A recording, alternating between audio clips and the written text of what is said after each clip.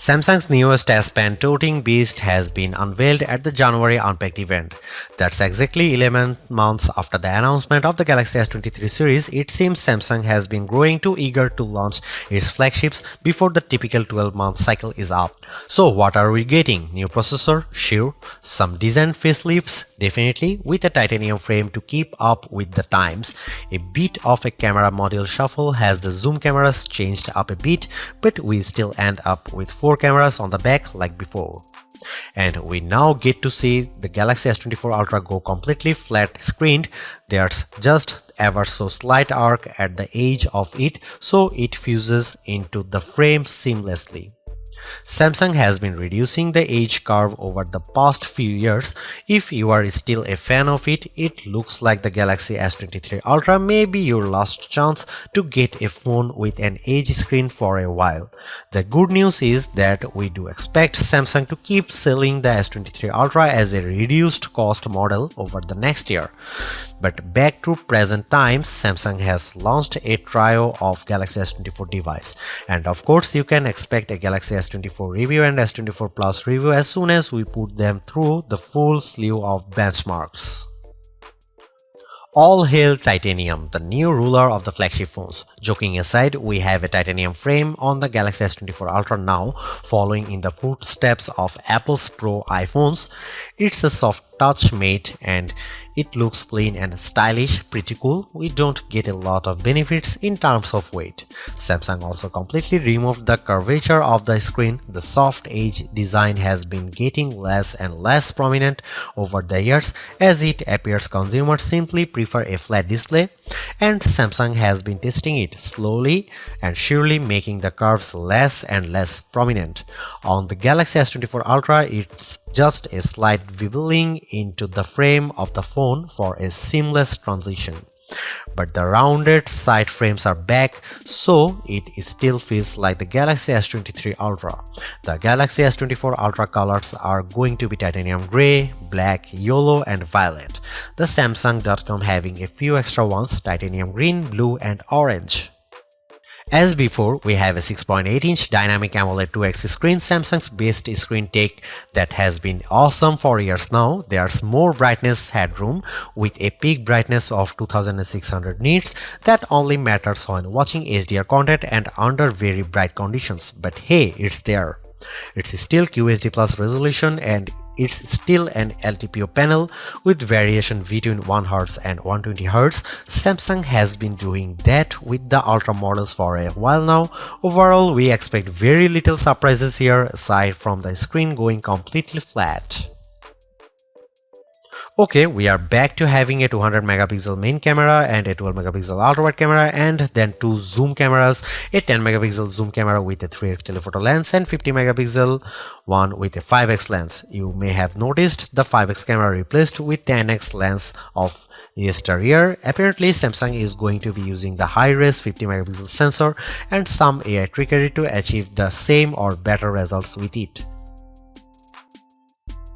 The Galaxy S24 Ultra will be available with a brand new Qualcomm Snapdragon 8 Gen 3 mobile platform for Galaxy all over the world instead of having an Exynos variant as in years past. And yeah, that's the full name apparently. Samsung and Qualcomm are continuing their partnership, and the Snapdragon in the Galaxy S24 phones will be a bit more powerful than the Snapdragon other phones get, or at least slightly overclocked. For what it is, Snapdragon 8 Gen 3 is an extremely powerful processor, no doubt, one that enables the AI trickery that the S24 can do with pictures and live translations. We recently reviewed the Asus ROG Phone 8 Pro, which has the Snapdragon 8 Gen 3, and it crushed benchmarks. Of course, we have to test Samsung's optimizations before making a blanket statement here. Naturally, the S24 Ultra will launch with Android 14, with Samsung's One UI 6.1 reskinning the operating system to an unrecognizable level. Not to say that's bad, One UI has grown and evolved over the years to not only be feature-packed but also user-friendly. So long as the user does spend time with the phone, there are quite a lot of things to do with it, like split-screen screens, which you can save and recall at any time, floating your windows, taking long screenshots or nothing on your screenshots with the S Pen. Ah yes, the S Pen suit comes with even more features like controlling the phone with air gesture from the stylus, using it as a mouse cursor when hovering, and of course writing and drawing. With One UI 6.1, we get the following AI features: Live Translate during a phone call, Chat Assist in Samsung Keyboard, Generative Photo Editing, Circle to Search with Google, Note Assist will summarize notes, format messy notes, summarize voice recordings from Recorder.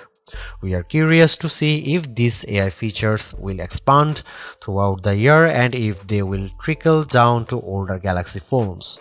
In another record-breaking statement, Samsung now pledges to 7 Android OS updates and 7 years of security patches.